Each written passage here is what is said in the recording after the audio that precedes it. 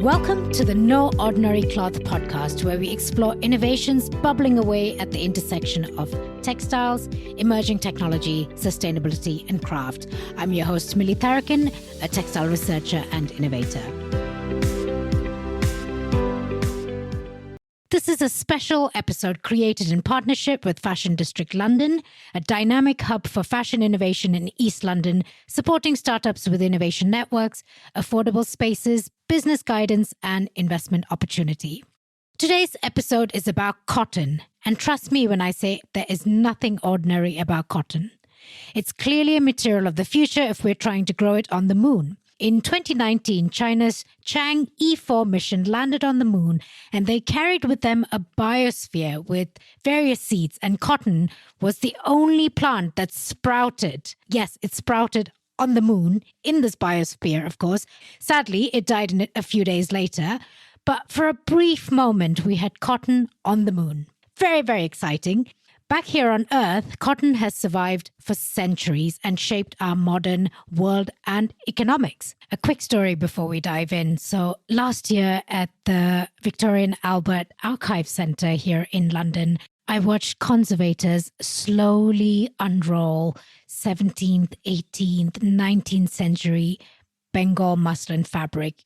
And I was so moved. I had tears streaming down my face. It was the most beautiful, sheer, natural fabric I had ever seen.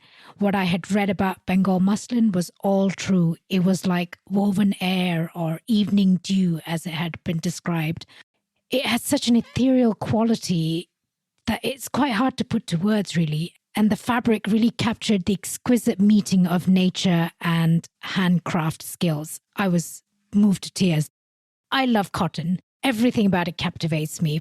From the fluffy, cloud-like pods in the fields to the Bengal muslins of the Roman and Mughal courts to the khadi that became a symbol of Gandhi's Swadeshi movement and India's independence. It powered the Manchester mills of the Industrial Revolution, and it is deeply entangled with the exploitation of the New World slaves. And still it grips us today, from runways to sweatshops, even as a plant we're bold enough to try growing on the moon. On that note, let's talk to Bottrill, co-founder of Affordable Clean Environment, ACE, and Felix Bartlett, CEO and founder of Biothread, who will shed light on the challenges of growing cotton today and what we need to do to ensure the future of cotton is still bright here on Earth for years to come. A warm welcome to you, Catherine and Felix. I'm particularly excited about this episode because cotton is by far one of my absolute favorite materials. And I really mean that. Cotton has always felt quite magical to me, actually. There's all kinds of exciting new materials that are emerging, but I would say cotton is still the quiet king of textiles, endlessly versatile, deeply familiar, and woven into almost every wardrobe. And it carries an incredible history bound up with trade and power and politics, and it's shaped economies and empires for centuries. But cotton is clearly far more than a material we just use to make things. There's so many stories that we can say about cotton. And this feels like a special episode because we're kind of going back to basics and starting where the cotton story really begins, in the soil, on the farm, with farmers at the heart of the narrative. And you're both reimagining cotton, not by replacing it, but by transforming how it is grown to ensure a sustainable future. So I'm really excited to hear your stories and your journey. Cotton is so ubiquitous. It belongs to everyone, worn and loved by the richest and the poorest, and it remains one of the most sought-after materials on Earth. So let's start there. Why is cotton still one of the most desirable materials for clothing? Catherine. Yeah, I think cotton has all those properties because of especially its breathability next to the skin. So it really sort of connects you, I think, next to your skin. It's like that natural fibre and it adjusts for the weather. So especially in hot climates when it's sticky and steamy, to have cotton next to your skin is wonderful. You know, when you're sleeping at night, really wonderful. And then how it layers against your skin. So it's got that next to skin property. Nice. How about you, Felix? I'd say what's so interesting about cotton there is just, how versatile it is and how widely grown it can be. You look across all these different continents and all these different areas from, Australia to Peru to the US to, places in Africa that is just so widely grown. And I also think it's very interesting that, what many people probably don't know is that there's different types of cotton. For instance, there's upland cotton, which is the most predominant cotton which is being grown, but then there's also other fibers such as pima, which is actually a far higher quality. And so I think that that's why, it's very good for everyday clothing use. But then when you look at, say, Egyptian cotton and stuff like that, there's also far higher quality cotton as well, which then fits more into that sort of luxury and sort of premium element too. And I'll say because of that, it just makes it quite a versatile fiber. Now, before we dive in, I think it's good to clarify a bit of terminology so that our listeners and we're all sort of on the same page. If you could just briefly explain to us what is organic cotton and what is regenerative cotton and what's the difference, or does it really matter? Maybe Felix, you go ahead and then I'll bring you in, Catherine. So organic cotton is, very focused on the farm level, and that is without the use of synthetic inputs. So you're not using chemical fertilizers, and chemicals aren't really going into that production process. Whereas on the other hand, regenerative is sort of looking at the farm level and trying to really regenerate that soil health. And so regenerative, I'd say, is more of a process whereby with regenerative cotton, you can start at a point, where you're still using these chemical inputs, but it's more about, trying to move away from those systems to try and reduce those chemical inputs and restoring the soil health in doing so.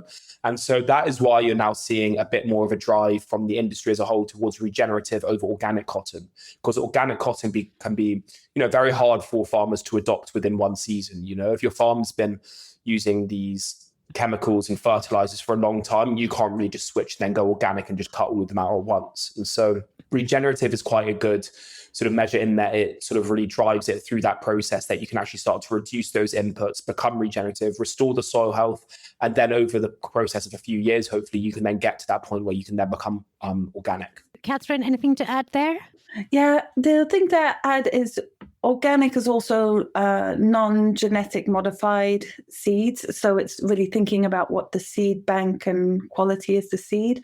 So organic would be using seeds that have gone through natural selection for focusing on certain properties versus a genetic modified, which is much more lab and selective different genes and properties for it. And then just to pick up on what Felix was saying about one of the challenges for organic is you can't have organic next to a non-organic farming system, especially within a smallholder context, because then you're going to have the pests and stuff and the migration. So then the crop becomes really vulnerable. So you do have to kind of designate an area to focus on organic. But I think as you also come up to the retailers and the customers, I think customers and retailers much more understand the terminology of organic because it's been a well-established concept. So I think in terms of trying to tell a story to the consumer and brand, organic is a quick shorthand, whereas regenerative is a much more new terminology,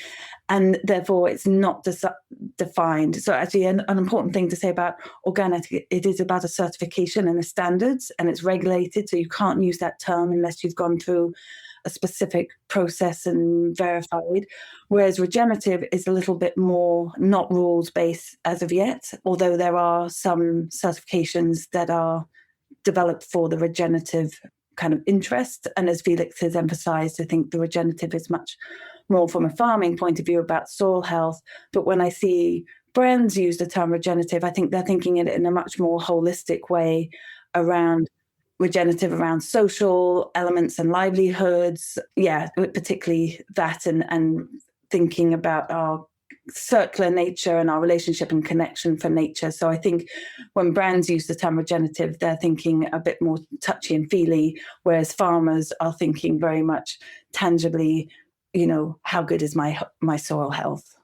That's really helpful. So hopefully we're all on the same page now. We are going to start diving a bit more deeper into Biothread with Felix. What was the original insight or frustration you had that led you to start Biothread? And what was the problem in cotton farming that you were sort of really determined to crack and sort out? Yeah, so Biothread was actually something which sort of came to fruition through an MBA research project that I was doing at London College of Fashion. We had to go away and think about an innovation that could help change the fashion industry. And so, really starting with that, I was looking at the core issues within fashion. And what kept coming to the forefront was cotton production systems. And I think that's, for so long within fashion, I think cotton has just been treated as a completely separate industry. And for too long, the fashion industry has obviously been consuming huge quantities of cotton, but yet they have not been taking any responsibility for any of the devastating environmental and social impacts that have been, really occurring through cotton production systems. And I think that because of all of that, the fact that cotton is controlled through these vast global commodity markets, and no brands can really tell you where their cotton's coming from, who grew it, where it was sourced from, because once it's going from the farm level, it's then almost lost in these huge commodity markets going into these systems. And I think that because of the huge disconnect there's just been such a I'd say there's been such a lack of brand sort of direct involvement to really improve those systems, because, it's just really out of their scope and they just don't really understand the systems. And so as I was looking at it, something that really stuck out was that the largest wave of suicides in human history occurred from cotton farmers in India. Since 1995 to, I think it was 2015, there's been over 200,000 cotton farmer suicides in India alone. And that is all based around, crop failures. And I think that especially, climate change is making that even more devastating, where there's far less predictable weather patterns. I think that, because the farmers, and especially smallholder farmers, are often taking out these loans to then buy their fertilizer, their seeds, and all these things once the crops fail due to climate or other issues, often they get trapped in these sort of payment and sort of loan sort of deals that they're bought into. And it's the financial burden of that which, pushes them to these sort of catastrophic sort of endpoints. And so that was something that as a social issue really stuck out to me. And so I really started to then delve a lot deeper into, what are these core sort of problems happening within that cotton system. And what was really coming to the fruition each time was that the crop was failing a lot because of soil health. And I think it's the fact that for too long, people have just seen soil as, never ending. They don't really realize that soil takes tens of thousands of years to develop to be the way that it is now. And that we're killing the soil at the moment because of excessive chemical and fertilizer use. All of the microbes that are in the soil have taken thousands of years to develop to be that way, to support life and to support these different plants. And every plant has its specific set of microbes that deliver its nutrients and sustain its health. But over year and year of chemical fertilizer use and years of monocrop growth, what happens is that lots of those microbes just get stripped away from the soil. And that means that year on year, the farmers become more reliant on these chemicals to get that same output as the soil becomes less healthy. And it's sort of, a never ending sort of negative cycle which starts to happen there. And so I was really then starting to investigate a lot deeper how you can really start to address this key issue. So I knew about another company called Biothread. And so they were making this product called a microbial consortia. And so what that it really is that they were looking at agricultural food crops and cultivation systems there, same issues. And so they were looking at crops and the microbes that are being eroded by these chemicals and how they could then take these individual microbes, put them together into a lab and develop a community, microbial consortia. And so this product almost looks like a grain. It can be mixed in with fertilizer or mixed in with water and then redistributed amongst the fields. In their case, it was agricultural food crops. What that then does is you're bringing those microorganisms which naturally occur there, which have been stripped away, and reintroducing them back into those systems. And so that means that with a lot more of those nutrients and microbes available in the soil, that they're carrying out all of those functions a lot better, which means that there's then less requirement for a lot of these chemical fertilizers. And so what's been so interesting is that, taking these existing products for agricultural food crops, now applying them to cotton systems, what we're able to see with our first year trials that we did at Mississippi State was that with a 22% reduction in fertilizer, we were able to increase the cotton yield by over 10%. And that really sort of puts it in perspective that, fertilizers have really come to take the place of a lot of these microbes. And so that is just what farmers are so reliant on. And also what are so many of these agricultural colleges, what they're really being educated is fundamental for yield. Since World War II and, the huge uptake in fertilizers, there's been huge increases in yields across agriculture, but that's really come at the cost of soil health because there was not as much understanding around it back then. But people are now starting to see that real negative correlation between the use of fertilizers in the long term and chemicals killing off soil health. And so, that really sort of provided the basis that sort of fed into my research. We also did trials last year with the University of California. and found that, with 30% reductions in fertilizer, we are still able to increase the yield by 6.5%, increase the fiber quality as well, some soil water retention parameters as well. And so, it's just really become an element of sort of key interest for me, just how interlinked these systems are and just how fundamental the soil microbes are. So yeah, sorry for quite a long-winded answer, but that's sort of, the sort of basis of what sort of got me involved in this very sort of niche element of fashion.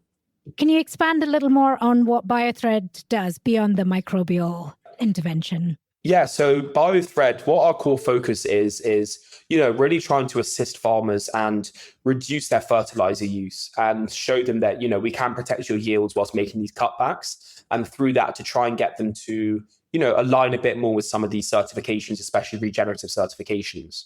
So we replicated those trials with UC Davis that I touched on and did them again in 2025. We've just been getting the results back. And there we even showed that with, 40% reduction in fertilizer, we still increase the yields and such. And so we're really trying to position ourselves along farmers across different organic or regenerative certifications to show them how, important it can be to use or understand products like this, because they are still very niche and there's not as much understanding amongst them between farming communities. So I think a key part of what we're trying to do now is to increase awareness for microbial consortia and other sort of similar sort of biofertilizers, essentially. And sort of at our core, we're focused now on trying to distribute these products. We're still at, a relatively early stage, only into sort of our third year now. So still really trying to validate the products. But what we really hope there is that through greater farmer adoption, we can then in the long term start to get our farmer network who are using our products, who are reducing their impacts, getting regenerative certification, and then starting to take some of that cotton and then broker it to brands, just trying to really create that sense of engagement. There's been a gap for too long, as I touched on earlier, where brands have no idea where the cotton's coming from, who actually grew it. And we want to try and be able to support these growers to produce more sustainable cotton, to protect their soil health, and also to start to engage in this dialogue with brands who are then hopefully able to invest in, paying premiums for this cotton, engaging more to support these farmers within their transitions and so on. So although we're at an early stage, we hope to develop it out more in that direction, then hopefully integrating in, traceability technologies, remote monitoring and sensing technologies to get far more sort of comprehensive environmental data and insights too, because it's a continuous process when it comes to sort of regeneration and hopefully making that transition in the long term from a conventional farm to regenerative for 5-10 years to then moving into organic systems and just trying to play a part in that process, really. Fantastic. And that was actually my next question. What kind of data are you collecting to track the change and to show evidence, not just to farmers but also brands? And what kind of technologies are you using to collect that data? So I'd say the most fundamental level, the key one that we really look for is the input reductions in yield. So looking at primarily how much fertilizer, what percentage of fertilizer you're reducing, showing, in some cases it's been up to 40% and still increasing the yield, and then trying to convert that into sort of monetary terms as well, the ROI. Because what's happened especially since the invasion of Ukraine and the increase in global sort of fuel prices, is that fertilizing is incredibly energy intensive to produce. And because of that, you saw a vast spike in fertilizer prices. So fertilizer is incredibly costly for these farmers and very damaging to their soil when they apply it. So looking at how we can reduce that fertilizer, save them that money, how we can then increase their yield so that they then have, a higher income, a higher ROI. We're primarily focused on the US at the moment. I mean, cotton growers in the US are currently losing about $200 per acre. And it's through various sort of schemes, sort of subsidies that they're able to survive, but it's incredibly difficult for them. And this is something where, especially with, increasing climate pressures, it's only going to get worse. And especially when you start to factor in declining soil health as well, it's incredibly difficult. And so I'd say that those are primary. And then beyond that, we've also been doing some investigation into, really looking at what microbes are actually there in the soil, how those communities are being enhanced through the products, looking a lot at soil water retention, which is very important, seeing how through restoring these microbes and soil health, it's then able to retain a lot more water in the soil, which then inevitably can lead to developing greater climate resilience in the long term, which is incredibly fundamental. I mean, what you're starting to see in Texas, for instance, which produces by far the most cotton in the US, is that they're starting to get droughts, which is just decimating their cotton crops, just wiping out yields for thousands of farmers, making these livelihoods, incredibly difficult.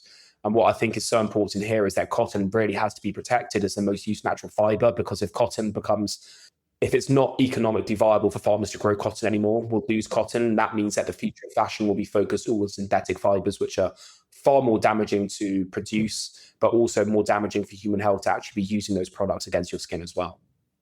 You mentioned about traceability, and I understand, have you worked with some satellites and other technologies to track the conditions of farms?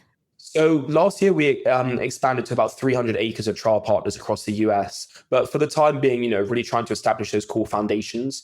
And so we've just been mainly focused on the farm level for the time being. And so although I have been in conversations with some very interesting companies who are able to take satellite imagery and sort of AI mapping to do large scale farms, for the time being, we just didn't really have the necessary sort of acreage sort of for that. So that's something that I'm definitely more focused on once we start to sort of commercialize further and you're looking at large farms. In the US, some of these farms are thousands of acres. So you can't really have the farmers going out and getting these sort of, doing all these sort of on-site tests. You need to have these systems which can capture that data en masse. And so that's something which hopefully in the future we can sort of delve into a lot more. But for the time being, as we're sort of developing our foundations, it hasn't quite been necessary yet.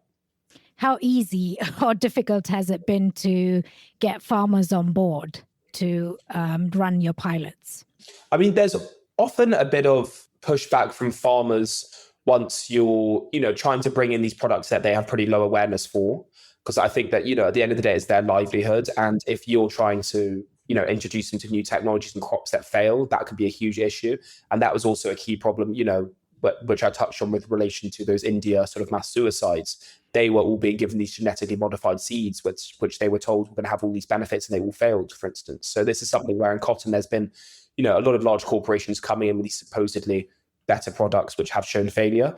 But I think that what's really helped us is having that university trial data where it's been, replicated, got legitimacy through that. And then from there, starting to approach farming cooperatives. So through those, they then represent farmers. And, if you're going to them showing that there can be, overall yield improvements with these reductions and financial return for farmers, then they're always quite interested. And so it's sort of through them that they then diffuse us down to their growers. And that's happened with us through certifications themselves and through cooperatives. And so it's sort of through going to those sort of the top of the pyramids, then sort of diffuse out, being sort of recommended to those growers through those cooperatives. It's been quite good. And, we worked with about 10 farmers last year. And so been getting some good data. Some data is, a bit harder to actually start to read and analyze once you're going from replicated, sort of greenhouse or field trials into just general fields where you're doing strip trials where, there's a whole field and you're just given one out of sort of 10 strips within it. It could be quite hard to then analyze that data because different areas of different fields produce different yields. They have different nutrient availability and so on. So yeah, just getting to the point now, starting to try and delve into that a bit deeper, understand a bit more about it. But yeah, I'd say the farmers are always pretty open to trying these new things. And I think especially how we've been trying to do it is to try and give them, free trials as we start, just so that they can really see the product firsthand, understand it, and really get their own reassurance in it before they then start to adopt it at scale. Thank you so much, Felix. Catherine, I'd love to bring you in now. What problem in the cotton supply chain are you trying to solve? My background has been for like the last 25 years, has been looking at the system, at the sustainability system, and how do we shift it, and particularly around the energy system, and how do we deliver a just energy transformation from like a fossil fuel-based system into a renewable system and a regenerative system. And sort of coming as a researcher out of Oxford University's Environmental Change Institute and in the energy group, that's where Pilio got founded. And we're working a lot with different corporates, especially across the creative industries, who've been working on thinking about their roadmap and their trajectories from how do they undertake in their current formation and how do they decarbonize over the next 20, 25, 30 years into a more responsible corporate citizen that is driven by regulation. As we know, Europe and the UK have had some strong legislation around climate and support and drivers for decarbonisation. That has led many of these companies to start understanding where their environmental impact, especially their greenhouse gas footprint, is. And then for fashion and textile companies, it becomes immediately clear that that is in their supply chain.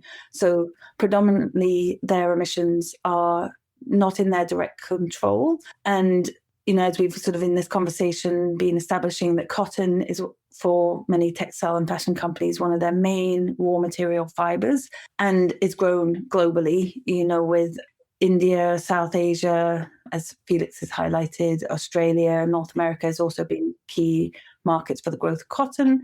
And the industry has begun to understand that a significant, I think it's sort of a third of emissions are at that farm level. So if the industry really wants to transform and decarbonize its impact, it needs to look at farming and how it's undertaking that farming. But it also needs to recognize that it's not just about decarbonizing emissions. So especially when you're working and operating and sourcing in the global south, like in South Asia, what you're also got to recognize a just transition is understanding the needs and the priorities of smallholder farmers whose greenhouse gas emissions are themselves per person very small. And what those communities need is access to energy. They need access to affordable, reliable energy. And as Felix has been highlighting, these communities are under quite a lot of stress themselves, experiencing the impacts of climate damage. And so they need support about building resilience into their kind of structures, their communities, their economies. And cotton is an important cash crop for these communities. But energy and clean energy is a foundational pillar for these communities. So having access to energy will open up opportunities for human development. So what I really wanted to do, and in fact, my early research when I was as a student was looking at many of these kind of clean energy transitions and how could, in South Asia, how could they, what's called leapfrogging, so how could they avoid creating that fossil fuel infrastructure that we built up in Europe and go straight to a more renewable energy infrastructure. And then I wanted to really understand how could fashion brands support that acceleration of that transition. So both to deliver what the brands need, which is a decarbonization to reduce their carbon footprint reporting, which they've got legislation around in Europe and the UK. But crucially for the beneficiaries, the cotton growing communities, how could they be provided clean energy? So we've been developing a business model solution that enables that investment of renewable infrastructure at the community level, with the brands having the role of supporting almost like a subsidy to unlock the barriers, but for why communities aren't already adopting these technologies, and making it feasible for these communities to join up and have access to that energy. So it's at one level been a lot around solarization within cotton growing communities. But also, as Felix has been highlighting, this important about resilience is also about thinking about both the soil and the soil diversity and ensuring that you've got all those good sort of activities happening in soil, but also what fashion industry is increasingly recognizing, and the agricultural industry, that this is also about biodiversity and nature. So we've got a climate crisis and we've got a biodiversity crisis. And so the other part of our solution is really to support the enhancement and the investment of biodiversity solutions within cotton growing, because if we can do that, we're creating also a more resilient crop that can also absorb some of the stresses that we know that climate change is going to have, and also create some additional income streams for these communities.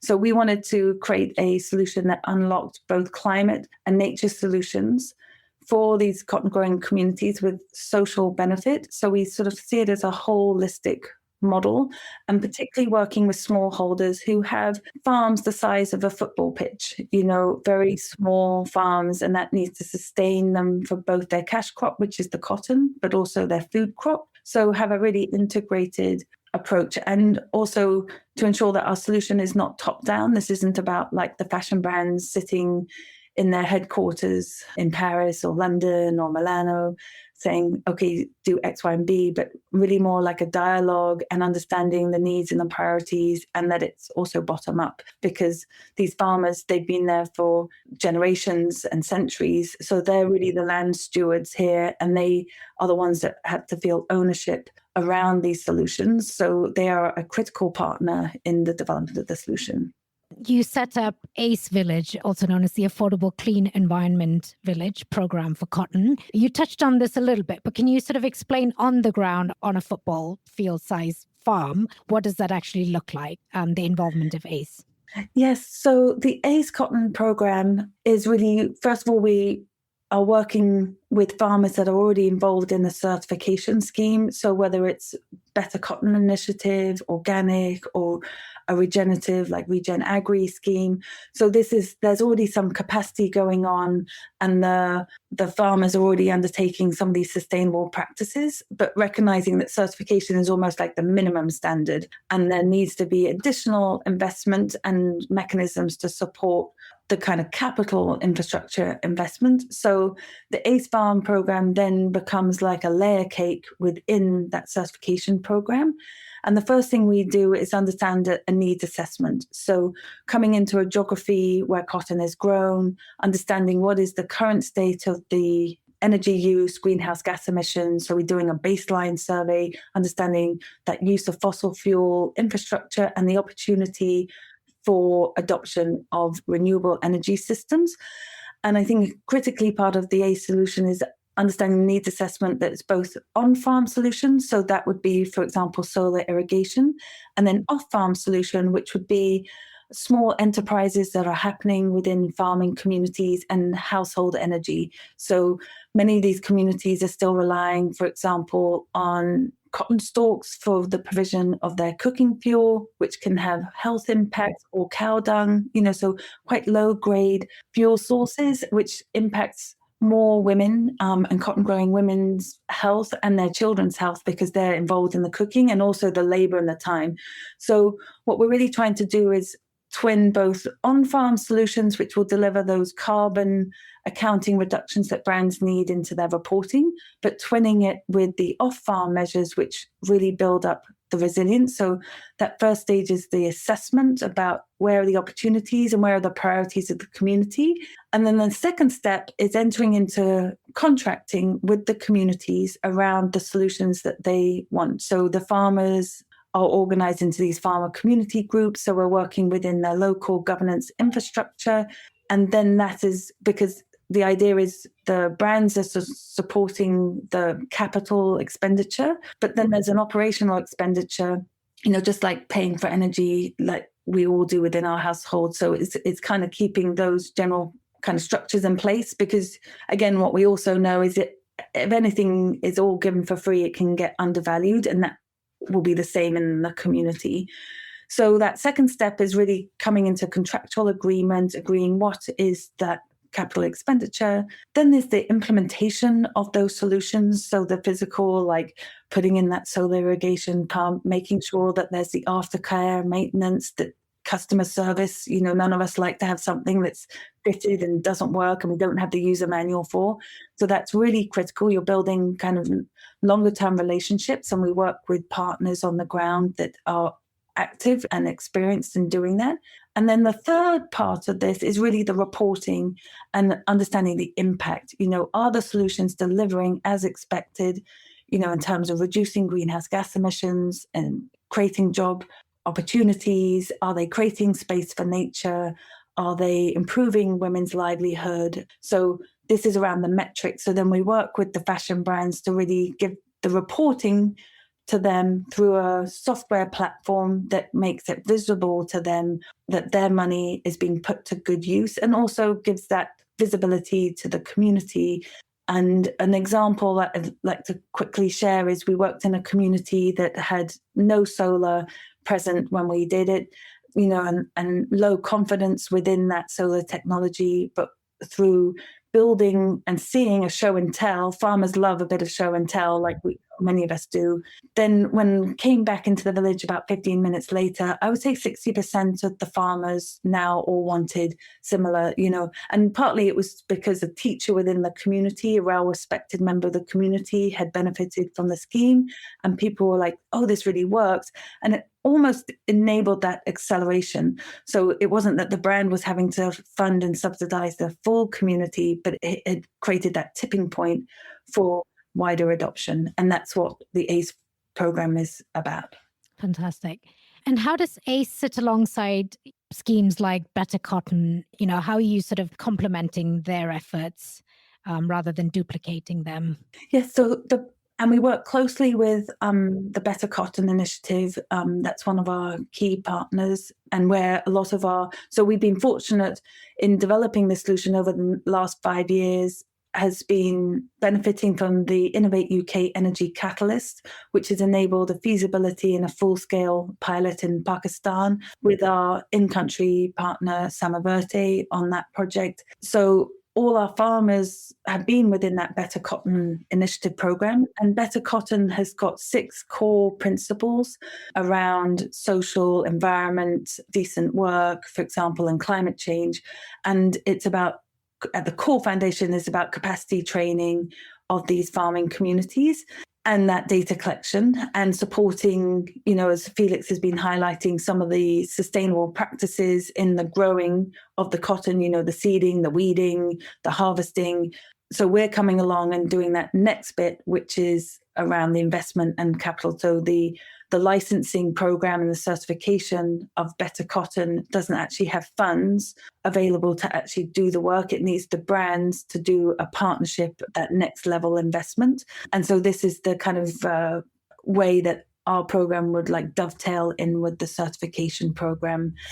And then for the last 3 years, Pilio has also been the expert knowledge partner for biodiversity under the Better Cotton Initiative, and developing the methodologies by which biodiversity is baselined within these farming communities. Then community biodiversity enhancement plans are developed with the community. So then there's all these opportunities that get surfaced through the baselining. But again, there's not the funding and financial resources within Better Cotton to do the plantings, maintenance, training on biodiversity. So the ACE cotton program comes along and gives that access to financing to do that. So as the biodiversity knowledge partners for Better Cotton, we've been able to develop those methodologies and that pathway to working with communities to undertake that investment. And for farmers, the business case, just like for the brands, has to be really clear, what do I get from this? And Felix again highlighted some of that in applying the biostimulant of Biothread. Farmers need to know, if I'm going to take a field that's not going to grow cotton and turn it into a tree orchard, where's my economics for that?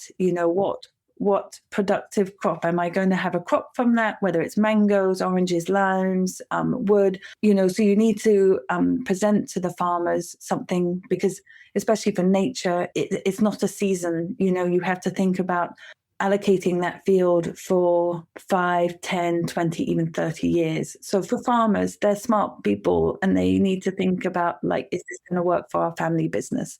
And that's the work that we help under the ACE Cotton program. You mentioned, both of you, I think, mentioned Better Cotton quite a lot. I've got a swing tag here from a dress I bought recently at a sort of mid-range high street shop here in the UK. And this is what it says: investing in Better Cotton. By choosing our cotton products, you're supporting our investment in Better Cotton's mission. This product is sourced via a system of mass balance and therefore may not contain Better Cotton. So that last little bit there, I was like, oh, this is great. Then I got a bit confused. This is what people are reading on their swing tags, just a regular person going to buy things. They're coming across all these sort of information, but they don't maybe really understand it. So I was wondering if you could help us understand what that little statement says about mass balancing and how we educate the consumers about the incredible work that you're doing, the impact you're having. How do we do the storytelling in a way that really makes a difference to the consumers? Yes, so it's interesting. So the Better Cotton Initiative has sort of 2.5 million farmers around the world in over 21 countries. And predominantly Better Cotton Initiative is small growers, so smallholder farms. So those farms, as I mentioned earlier, might be just a couple of football pitches, 1 or 2 football pitches. So what you're then trying to do is gather that harvest from that cotton that then goes, the next stage is to a ginner, which is the first phase of processing where you're decoupling the fibre from the seed. And you can imagine, so in a geography that we work with, a one ginner might be servicing 4,000 farmers who've got these, actually many more than 1,000 farmers. So then you've got to be able to pinpoint just across. So it's almost like taking an allotment size area and saying, can I be sure, especially if you're a big global brand, that is in my T-shirt, my dress, my bed linen? And it's as Felix was talking about the commodity supply chain and how cotton gets kind of turned into these bales at the Jinnah, and then it goes into this anonymous market. And oftentimes the brands don't even know where their country of origin is. So this mass balance is a way to say within a catchment area, we are confident that it's coming through, but oftentimes the brand will be partly because of the procurement side of it, will be mixing both maybe certified cotton and non-certified cotton to make that final end garment. So they might have a sense of the percentage that is certified and not. And just to say, at the moment, probably about a quarter of the world's cotton is certified, with probably Better Cotton Initiative representing about 90% of that certification cotton. The industry has and they are doing a lot of work at the moment looking at some of these traceability technologies, investing heavily. And I think especially with, as you mentioned, like satellite data, AI data, tagging data, that I really think over the next 5 years, we're going to have a much more, not just for cotton, but many agricultural products, be able to have that traceability. So as consumers and brands can have more confidence that we're sourcing at the farm level, both with environmental characteristics and social characteristics within the cotton. But yeah, that mass balance. And I definitely think, as you've picked up on this language, even as someone who's working in the sustainability space, it's a bit impenetrable. And I think partly, for good reasons, the European Union is, the Green Claims Directive is now really sort of ensuring that people use their words carefully, because as we know, language matters. And I think it's a bit of a journey. How do we unpack this, especially when you're on shop and you're making quick decisions or you've got decision fatigue? How do we make it quick for the consumer to understand what they're purchasing? Thank you, Catherine. That was really helpful. Felix, now bringing you back in to this discussion, from technical and not even a commercial point of view, what are the hard limits you're pushing up against right now? Whether that's microbial formulation, traceability, as we just mentioned, or anything else. Is it finance, certification frameworks? Where are the challenges?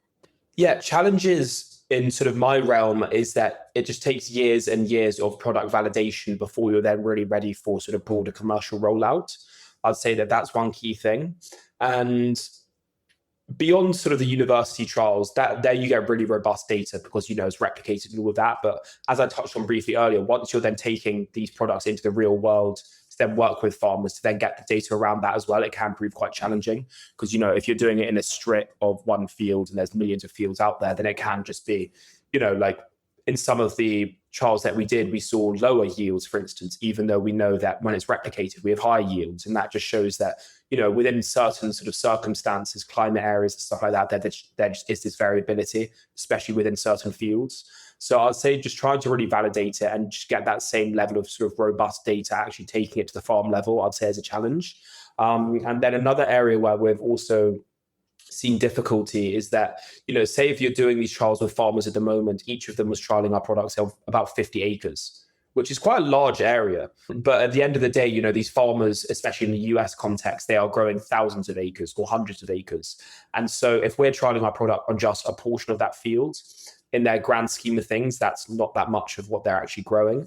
And so that was challenging for us because we were then looking to, really try and get some brand partners to then bring this on board, to take it to the next levels that actually have a sort of a tangible product. Because, when you're speaking to fashion brands, especially sort of sustainability teams there, lots of the stuff when you're speaking about sort of soil microbial communities and stuff like that is just not really on their radar. So in order to really get the sign off from sort of an engagement with fashion brands, you really need to be, hitting the KPIs between their sort of sourcing teams, their sustainability teams, and sort of especially their designers. And so, within lots of these fashion brands, it's all good developing a very sustainable material. But then as it moves up that funnel, sort of through a pilot project, it can then get to the designer who's just like, I don't like how this feels. I don't like how it's sort of sewn into the product. So I'd say sort of around that is sort of, it's quite a complex channel of going sort of into a brand. But what we saw in this first year is because we were doing these sort of fragmented 50-acre plots, the farmers were then resistant to then take this, sort of linking into what you guys were saying about mass balance, actually. The farmers were then not really wanting to separate this 50 acres of cotton that they're grown with us and keep it separate from the rest of their cotton to then be able to then feed and to keep it sort of segregated, to feed into a system to then go to a brand with just, the sort of 5% of their cotton, for instance. And so I'd say that is a difficulty as you're challenging, because often, a farmer's selling all of his cotton at once to one place, that's then going off. And these brands, they're looking for very, very large quantities of cotton. So it's quite hard to actually be engaging at the sort of brand level until you've got a large enough acreage to really be, dealing with those players. And I'd say that is sort of a difficulty scaling. And I can imagine this is a difficult story to tell an investor. If you say, it's probably going to take 10 years to really start seeing any change. How do you shift that conversation with investors, and how do you get them interested? Or has that been a challenge? It doesn't take sort of 10 years, but I'd say we're sort of, we've done 2 years now of trials. So in 2024, we did trials with, Mississippi State and University of California. Then in 2025, we did 300 acres of trials out in the real world. And that was with Regen Agri and Staple Cotton. And so Regen Agri, the biggest sort of regenerative certification, Staple Cotton, they're one of the largest US co-ops. And so with them, we did about, 5 farmers, each doing about 25 acres. We then did trials with Regenerative Organic Alliance, who are the sort of the real leaders in sort of organic. They work with the likes of sort of Patagonia. And then we also did about 100 acres between 2 different farmers with Sepima. And so they are actually a different type of cotton, Pima cotton, which is the higher quality, a longer staple, and that's the likes of cotton used by sort of Ralph Lauren, stuff like that. And I'd say that, moving through, we also replicated trials with UC Davis again last year, but these things just take, years to really, really, really make sure that the product is working, that it can be applied across different climates and soil types and all those things. And that, at the end of the day, I think it's also about responsibility.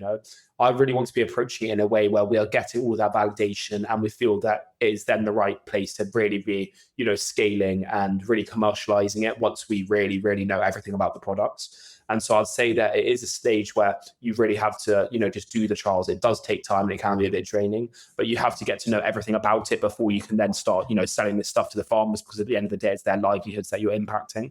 So I think that is a real sort of core, consideration of mine across this.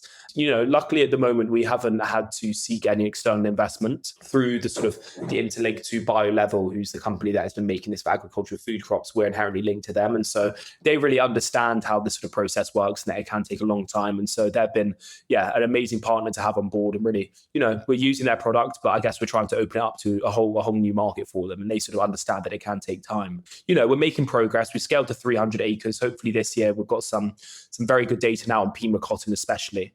And I think that, when you're approaching brands, I think that it's probably those sort of premium brands who are charging more money for their clothing and especially really sort of marketing this premium cotton. And I think that if we're able to align ourselves with this premium cotton and saying that, really, we can really help with, aligning you, say, with Pima cotton, say with Regen Agri or something like that, for instance, to say this is still well-grown Pima cotton or Sepima through that certification, but then getting that, the sustainability credentials drawn into it as well. I think that's something which really interests me over the coming year. And so, it can be difficult, I guess, for external financing and stuff like that, just given the long-term nature of it. But it's something where, it just is what it is really. And I think that, you have to be very responsible when you're looking at these sort of areas and trying to get these products to market, because, if you rush it, as we saw in the case of India, things can be devastating.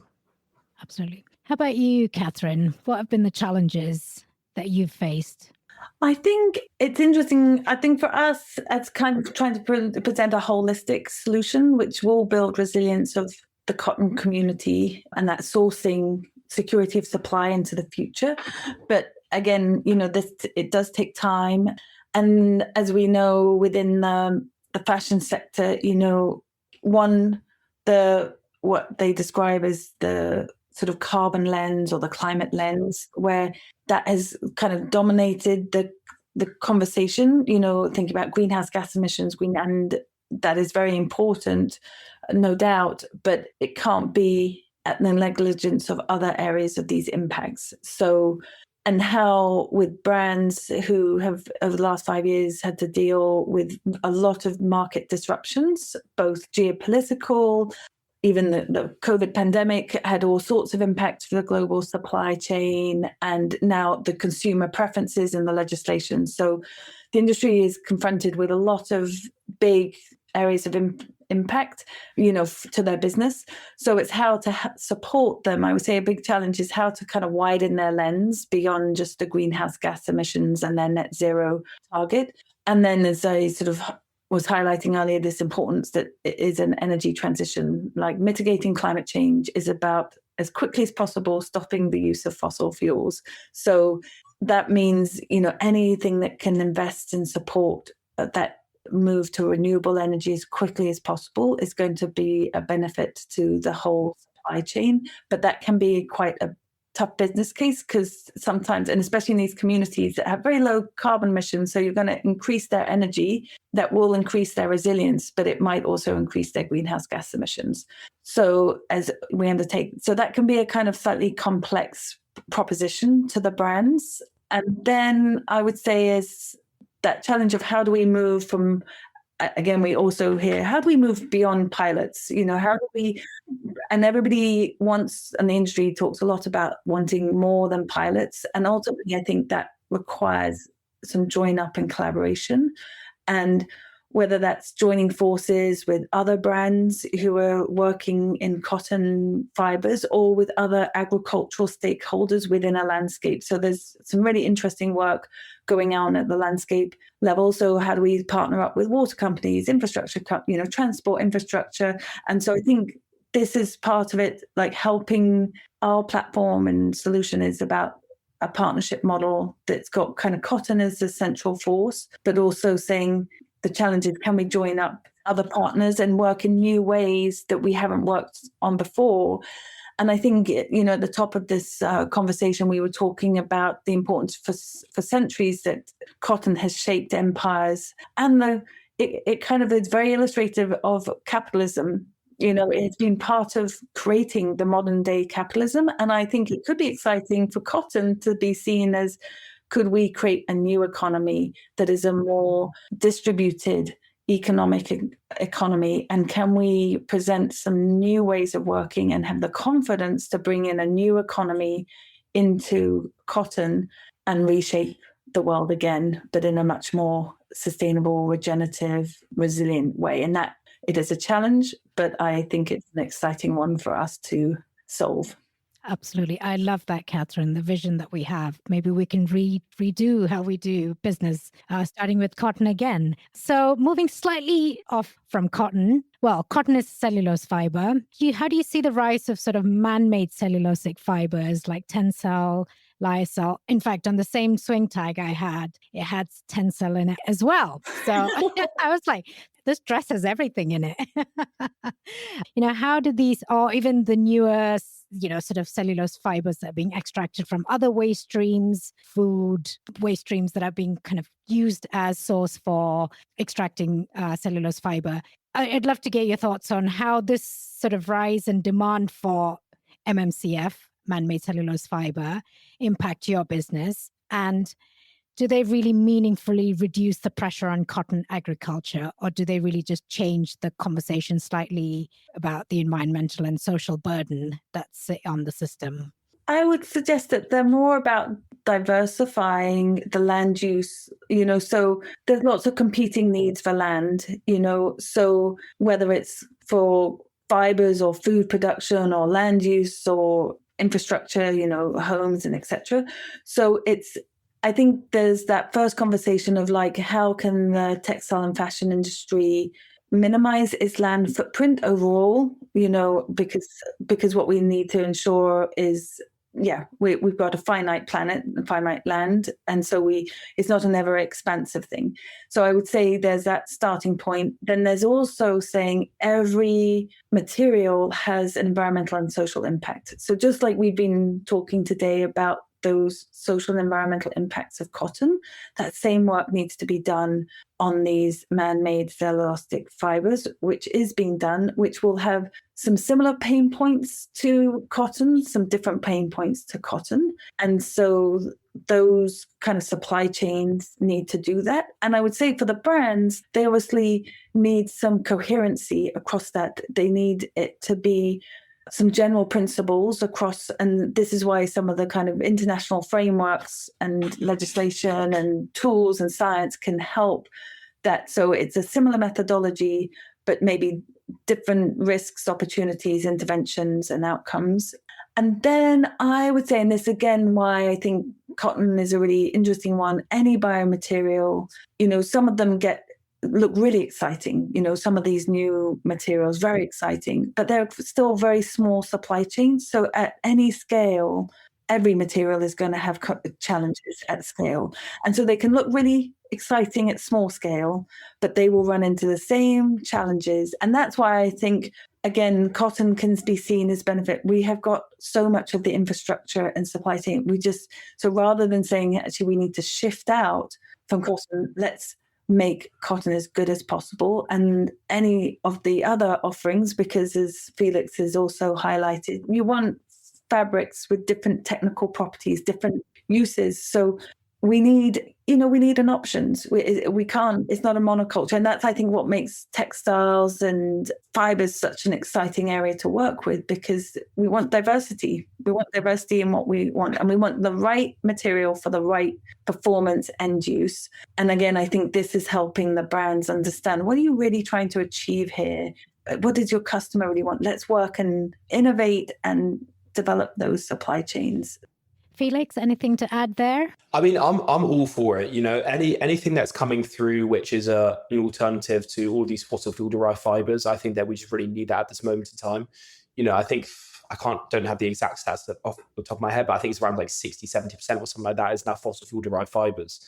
And I think that now, especially with the uptake of ultra fast fashion, all these things, it's only going to go in one direction.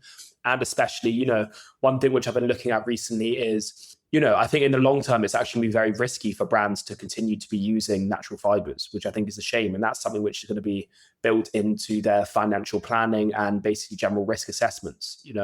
If there's global commodity markets with cotton, I mean, you've seen it with cocoa, for instance, for chocolate, is that you've seen, and coffee, because what you're seeing is direct impacts of climate pressures causing crop failures at a large scale, which means that these commodities just absolutely spike in price. And this is something which, it's not too abstract to think about happening to cotton literally within the next 10 years. All it takes is a couple droughts or floods or just, extreme weather being combined with declining soil health, that these are very real risks. And so I think that anything that's able to come up and provide a good alternative to fossil fuel derived fibers, which isn't necessarily based on, agricultural output, I think that is something which we really need to come to fruition a lot more, because that is going to be reliable in the long term. And if it really can come to scale, then that's going to be pivotal in trying to, cut back on the use of these fossil fuel derived fibers.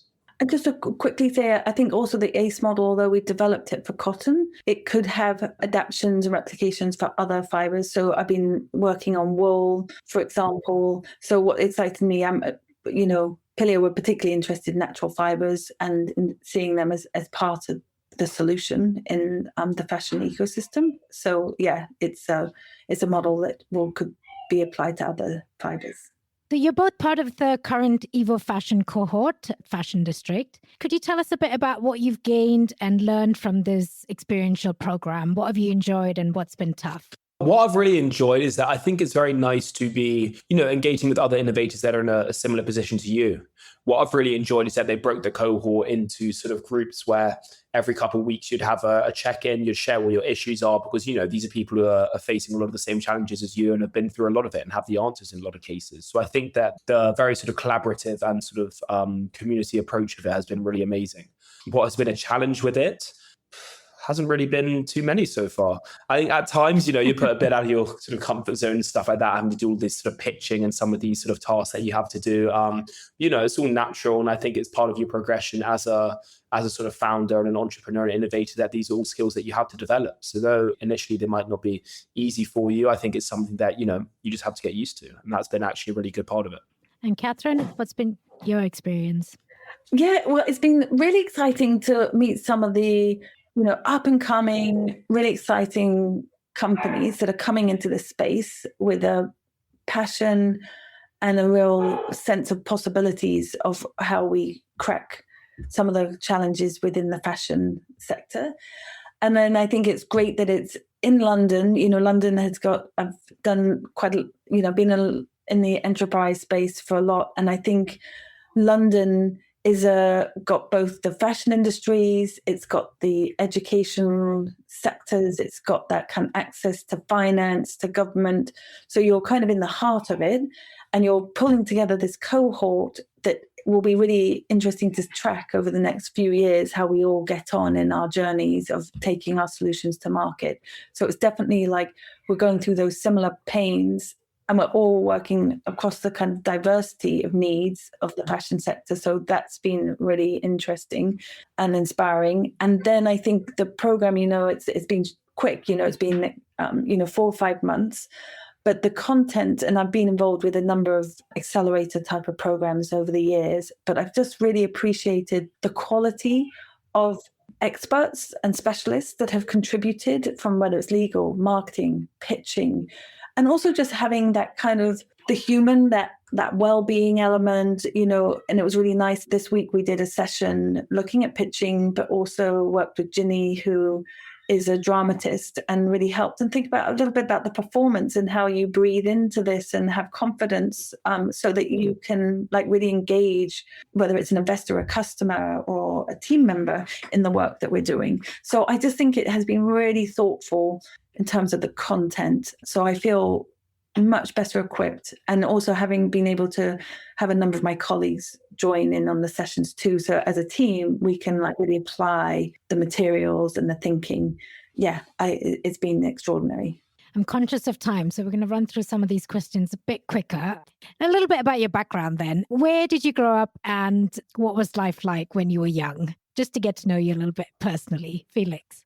I grew up, so my family lived down in the Cotswolds, actually. So I grew up around there, and between there, coming to London every now and then. But, it was beautiful, very peaceful. And I think that, upon reflection, I think that that's something that's incredibly important for children to have, being around nature and, really connecting with nature. Otherwise, when you grow up, lots of these kids today, I think, especially growing up in cities on their smartphones all day and stuff like that, I think they just lose that connection to the environment and to nature as a whole. And through that, they then don't really think about their impact on nature and the role that they play in, being an environmental steward and all these things. So I think that that's something which I'm incredibly grateful for, and something which I hope one day, if I have children, that, they'll really be able to be supported with too.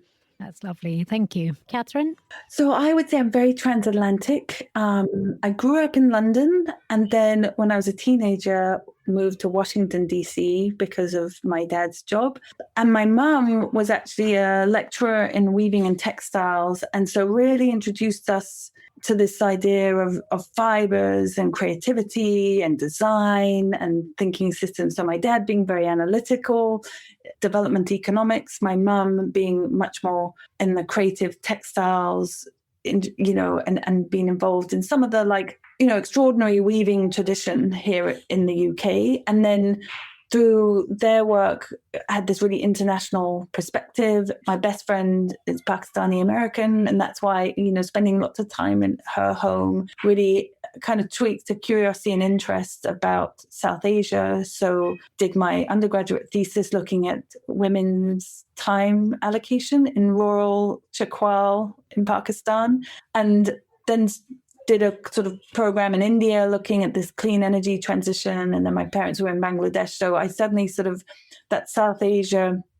region and the needs and the deep cultures of that region, and also the relationship that Britain and the US has had to that, whether it's the British Empire, the American slave trade and stuff. So I think some of that kind of equity relationship of the past, but still exists today. I'm really thinking, how can I kind of be a positive energy force in this contribution and marry up my kind of science world and this love and relationship of culture and textiles. It got me is how I've navigated my way into the fashion community. Fantastic. It's just a quick fun question. So I believe textiles has the power not just to be functional, but it can fulfill our soul and our senses as well in a very deep way, very intimate way. So could you share with us about a garment or a piece of textiles that you hold very closely to you? It has deep value, meaning it might not be something that you wear or use anymore, but you still hold on to it. Is there a story? Well, I do have a piece. So my mum wove for my 40th birthday a piece, and it is and I live on a canal boat. So, and it has this kind of relationship to the ocean. So it's got like, I think 23 different techniques into it. So, wow. And it's got all this natural fire. It's kind of dimensional. And so one, I think about my mum and the gratitude I have for her to introduce me to this world. And then and it tells a story about kind of where I live and where I am in my life at the moment. So I have this, it's just a kind of inspiration piece. Oh, it's beautiful. I want to see that someday, Catherine. And you, Felix? Yeah, I mean, there's a couple pieces that I have, including there's maybe this one jacket. It's an old Prada jacket, actually. And so this is, going back to when I was probably about 11 or 12, I went to a secondhand store and managed to find it. And I was so impressed that I was able to get this jacket from Prada for, it was about £60 or something like that.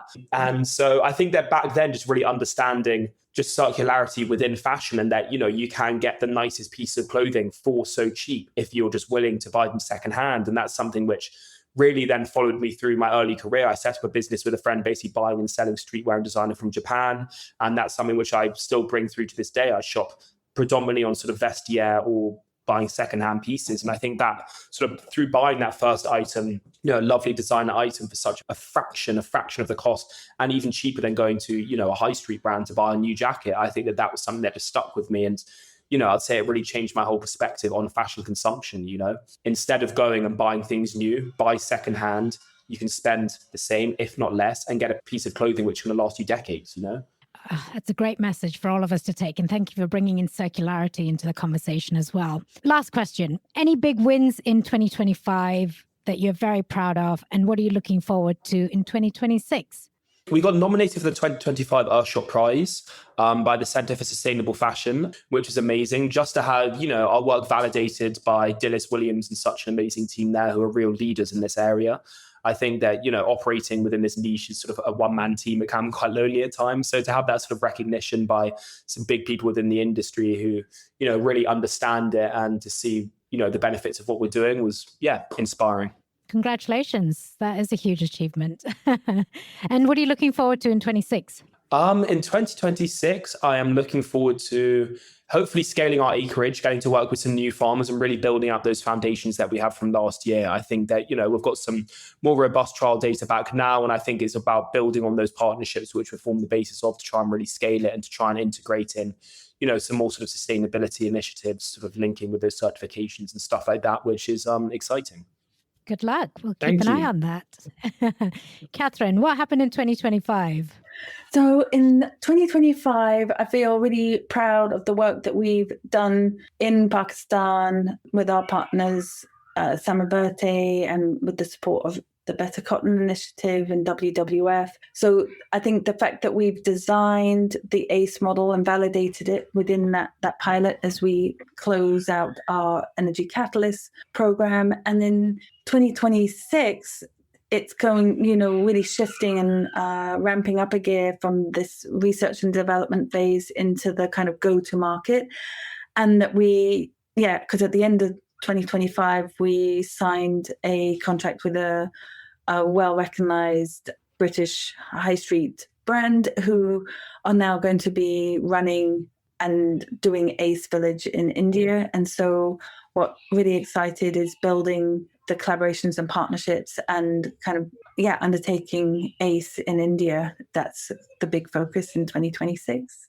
Fantastic. Good luck with that as well. Well, I guess we're going to have to wrap up for today. And just a little closing note. I think cotton may never return to its sort of former glory, but it remains the quiet king of textiles. I really believe that. And it's been wonderful to hear both of you and how you're transforming the lives and the lands of people who farm this extraordinary material. I think you're paving the steps to a future in which cotton not only clothes us, but regenerates the soil it grows in and creates real wealth and dignity for the communities who work so hard to cultivate it as well. So thank you so much for your hard work and for your time with us today. It was lovely. I learned so much. Thank you very much. Thank you so much. Really enjoyed it.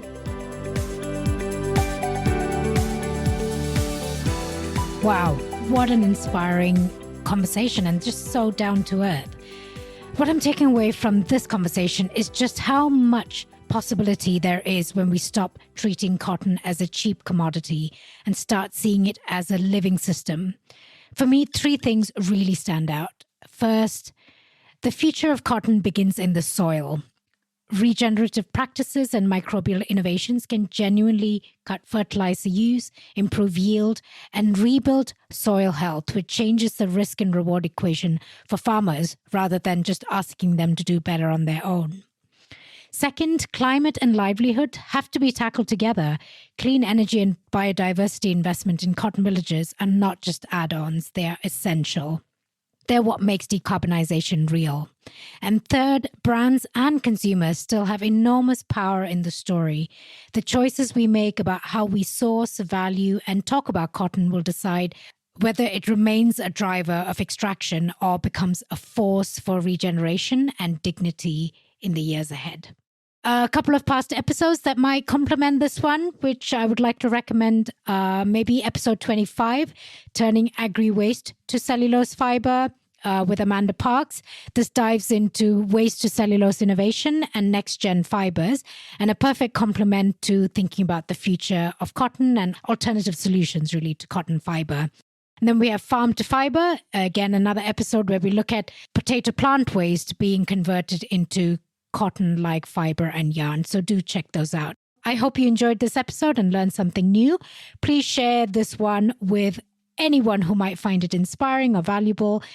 Your support to spread the word about this podcast is deeply appreciated. If you enjoyed this episode, consider buying me a coffee using the link in the show notes. Thank you for joining me today. Stay tuned for more episodes. Don't forget to subscribe for more conversations at the intersection of textiles, technology, craft, and sustainability. Until next time, I'm your host, Mili Tharakan, reminding you that there's no such thing as ordinary cloth. Every thread tells a story.